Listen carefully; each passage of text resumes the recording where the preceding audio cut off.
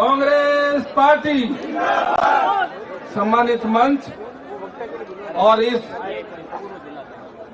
समय पधारे हमारे सभी ऊर्जावान कार्यकर्ता साथियों, आप सबको पता है कि करीब 15 माह से हमारे यहाँ प्रदेश में बीजेपी की सरकार है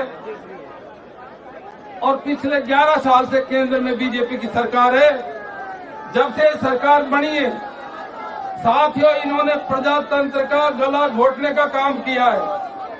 चाहे राज्य सरकार हो चाहे केंद्र सरकार हो, ये नहीं चाहते अब लोकसभा और विधानसभा में जो जनता के मुद्दे हैं, जो किसानों के मुद्दे हैं, जो बेरोजगारों के मुद्दे हैं, जो जनता की समस्याएं हैं, उनके ऊपर डिबेट हो और उनका समाधान हो। और उसी के तहत आपने देखा होगा लोकसभा के अंदर भी 10 साल तक तो इनकी चौनी ठीक ठाक चल गई थी क्योंकि हमारे सांसद कम थे, लेकिन इस बार इनके सामने बराबर की टक्कर है। हमारे 234 सांसद हैं, तो ये किसी न किसी बहाने से लोकसभा को भी चलने नहीं देते।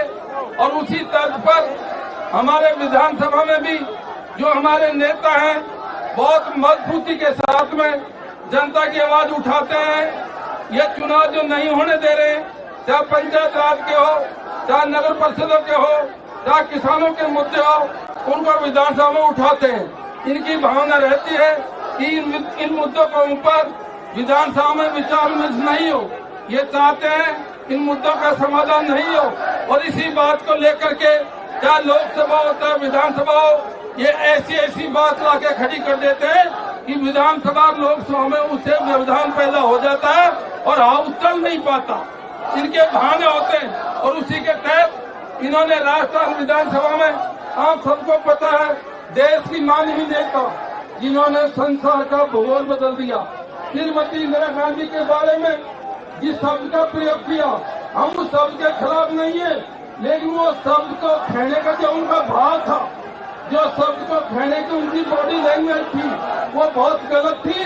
और इसी को लेकर के जब विधानसभा में हमारे नेताओं ने उसका विरोध किया और ये बात कही हमारे अध्यक्ष और हमारे नेता प्रतिपक्ष और साथियों ने कि इनको सदन की कार्रवाई से निकाला जाए, उन्होंने उसको निकाला तो नहीं, उल्टे हमारे 6 विधायकों को सस्पेंड कर दिया।